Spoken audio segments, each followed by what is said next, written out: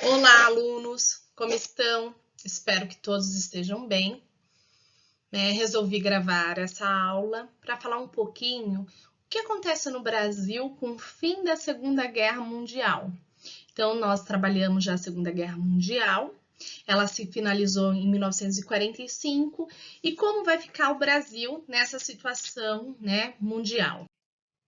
Então, o que acontece? Com o fim da Segunda Guerra Mundial, o mundo ele começa um processo de divisão, que acarretará na Guerra Fria, É um termo muito importante, a Guerra Fria. Eu vou passar aqui para vocês frisarem, nós estudaremos mais para frente, porque o mundo ele vai ser polarizado. O que quer dizer isso? Ele vai surgir dois blocos, um ligado aos Estados Unidos, aos americanos, que é o Estado liberal. Inclusive, a cidade de Berlim, ela é dividida, na Alemanha, entre os liberais, que são capitalistas americanos, e os soviéticos, que é a União Soviética, lá a Rússia, Vamos relembrar, que são comunistas. Então, o mundo inteiro vai se dividir em dois polos e cada país acaba tendo que tomar partido de um com o tempo. A Guerra Fria vai começar em 1947, a gente vai retomar. O Brasil, o que acontece? O Brasil se vê obrigado a retomar a democracia. Getúlio Vargas estava no poder pelo Estado Novo, que foi um golpe que ele deu, em que ele se transforma num tirano. Ele rasga a Constituição e tem todo o poder centralizado em suas mãos. Porém, na guerra, ele acabou apoiando os Estados Unidos, Então, o que acontece? O Brasil ele estava vivendo aqui ainda o Estado Novo, que vai acabar agora em 1945, porém, ele apoiou na guerra os Estados Unidos, um país liberal, contra as ditaduras, No caso do Hitler, na Alemanha, e do Mussolini, na Itália.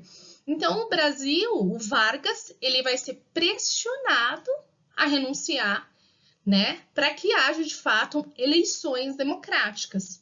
Então, aqui são jornais da época, avisando que acabou a guerra, A ata da rendição incondicional foi assinada no QG de Eisenhower.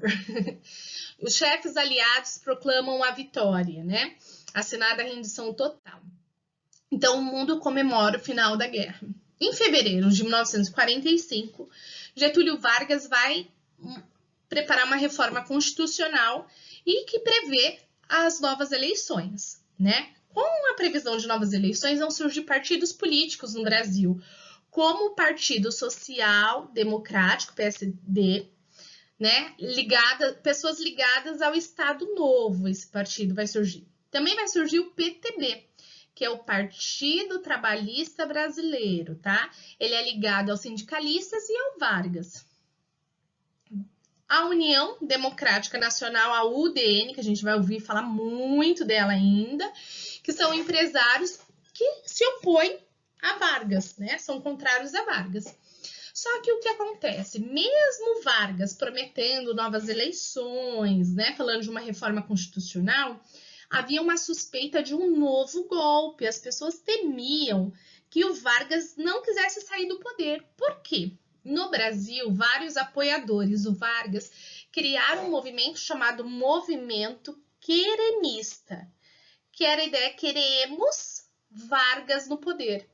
As pessoas não queriam, não todas, mas muitas pessoas não queriam que o Vargas saísse do poder, por alguns direitos trabalhistas e tudo mais que ele havia concedido. Muitas pessoas gostavam demais dele e não queriam a retirada do Vargas do poder.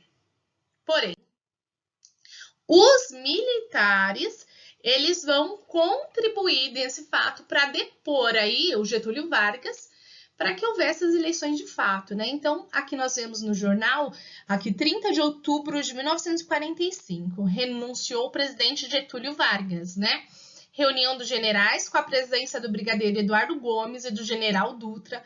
Houve uma proclamação do general Góes Monteiro. Assumirá a chefia do governo o ministro José Linhares, substituídos os ministros de Estado. Aqui no outro jornal, fala que tomou posse às 12h45 da manhã no Palácio da Guanabara, José Linhares, E o Vargas renunciou. Então, Vargas deixa aí temporariamente, a cena política, porque ele vai retornar depois eleito, Como vão ser essas eleições aí de 1945, né? Nós vamos ter 3 candidatos, um é o Eurico Gaspar Dutra, pela uma coligação PSDB-PTB, o brigadeiro Eduardo Gomes, da UDN, e o Guedo Fiuza, do Partido Comunista Brasileiro, que voltou à legalidade com o fim do Estado Novo, tá?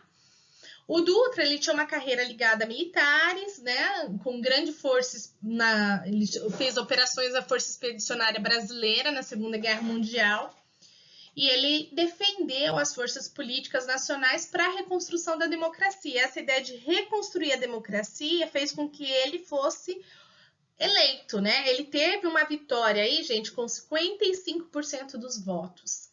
Então, o Eurico Gaspar Dutra vai ser o novo presidente após o fim da Segunda Guerra Mundial e a renúncia do Vargas. O Dutra vai governar até 1951. E aí depois haverá uma nova eleição que o Vargas retorna. Né? E ele é o primeiro presidente eleito após o Estado Novo, eleito de forma democrática, né? A primeira grande ação dele, importante, foi eleger aí, convocar uma Assembleia Constituinte para a construção da nova Carta Magna. A Carta Magna é a carta mais importante, a principal, que é a nossa Constituição nesse período, né? A Constituição, que vai surgir em 46, algo importante, ela dá autonomia aos 3 poderes, que são os 3 poderes, né? Executivo, legislativo e judiciário. Então, eles têm que ter autonomia. A gente até hoje vê aí na TV eles brigando, falando que um tem que ter mais autonomia que o outro e assim por diante. Ele também prevê eleições diretas, então que a população vai votar, né, nas urnas.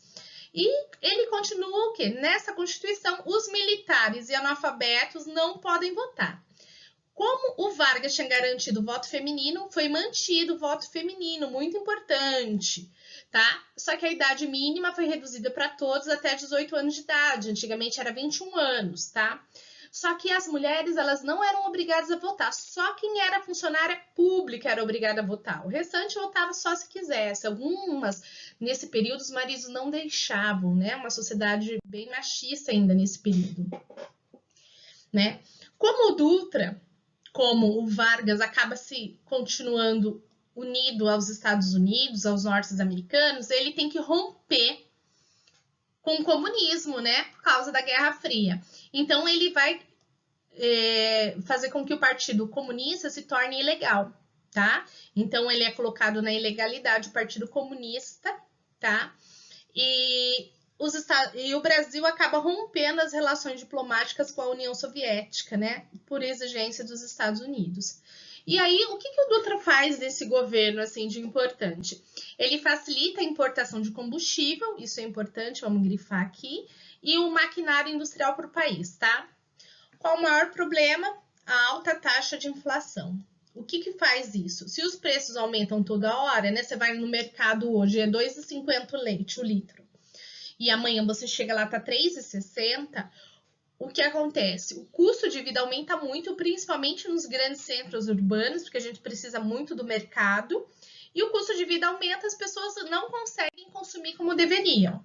E aí, para tentar sanar esse problema da inflação, o Dutra vai criar um plano chamado Plano SALT, em 1947. SALT, olha que o nome SALT é a abreviação, ó, S é de saúde, A L de alimentação, T de transporte e E de educação, tá? Então, aí era a ideia do quê? De reorganizar os gastos públicos com saúde, alimentação, transporte, educação e energia, né? Que ali não tá aparecendo. Porém, o que a gente vê é que o plano SALT não teve grandes avanços, né? O que acontece? Os trabalhadores, por causa da inflação, tiveram o salário reduzido praticamente a metade, né? Então, isso prejudicou muito. Ele pretendia, com o plano SALT, melhorar a vacinação, a saúde e o nível sanitário da população, sobretudo a rural, tá? A ideia dele também era desenvolver planos ferroviários e rodoviários já existentes. Não é que ele ia construir novo, né? A ideia era melhorar o que já tinha. Reaparelhar portos, melhorar a condição de navegabilidade dos rios, né? O Brasil tem muitos rios, Porém, toda essa questão do Plano Salt não teve grandes avanços. E em 1951, assim que ele saiu do governo, na troca de presidentes, esse plano foi engavetado, né? Foi esquecido. Dutra acabou apoiando o candidato Cristiano Machado, do PSD, desculpa. A UDN lançou o candidato de novo, o Brigadeiro, que eu vou já falar um pouquinho dele. Mas quem ganhou as eleições foi, adivinha, Getúlio Vargas. O Vargas vai ser eleito novamente pelo partido do PTB, Partido Trabalhista Brasileiro, e o Partido Social Progressista, tá? O PSP. E aqui, olha, uma propaganda da época, né? Olha, ele voltará. Por quê? Né? Então, tem aí a imagem do Vargas. E aí ele obteve a maioria com 48,7% dos votos. A UDN, que era contrária a ele, do Brigadeiro, ela entrou com um pedido, porque ele não conseguiu o equivalente a 50% mais um. Mas, na época, a Justiça Eleitoral ela não previa isso na Constituição de 46. Então, a questão dos votos simples, no caso, ele teve o maior número de votos, não precisava ser 50% mais um.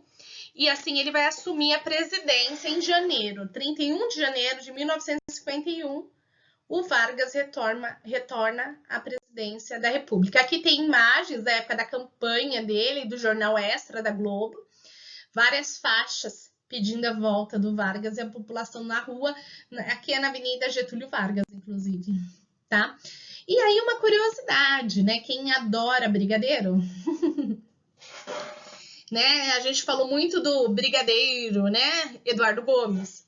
Então, em 1945, quando acaba a Segunda Guerra Mundial e haverá a primeira eleição para presidente no Brasil, um dos candidatos, como a gente já viu, é o brigadeiro Eduardo Gomes, né? Então, aqui, ó, o brigadeiro Eduardo Gomes. Brigadeiro é uma patente nas Forças Armadas, tá? O brigadeiro. E aí, uma senhora chamada Dona Heloísa Nabuco, ela resolveu criar um doce para dar nos jantares, distribuir esses doces em reuniões, né? E ela vai criar o tão famoso brigadeiro que nós conhecemos, né? Então, o que acontece? O brigadeiro, no caso aqui, o Eduardo Gomes, ele tinha muito prestígio entre as mulheres e elas queriam a campanha dele, faziam reuniões, e essas reuniões, essa Dona Heloísa Nabuco inventou esse doce e deu o nome de brigadeiro.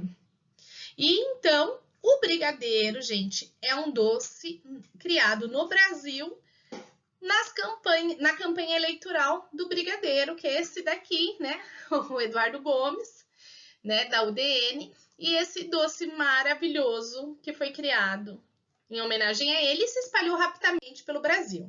Curiosidade, nós tínhamos acabado de sair da guerra em 1945, faltava leite fresco. Tá? Não tinha leite fresco para todo mundo. Então, o leite condensado começou a ser usado como uma forma de esterilizar, né? Foi criado para esterilizar a pré-refrigeração do leite, né? E era muito usado em tempos de guerra. Então, o leite condensado ele começou a ser usado porque ele poderia ser guardado de outras maneiras que não apenas na geladeira. Ele não precisaria de geladeira, fechado. Né, ainda não tinha toda essa estrutura que nós temos hoje, né, de cerealização do leite.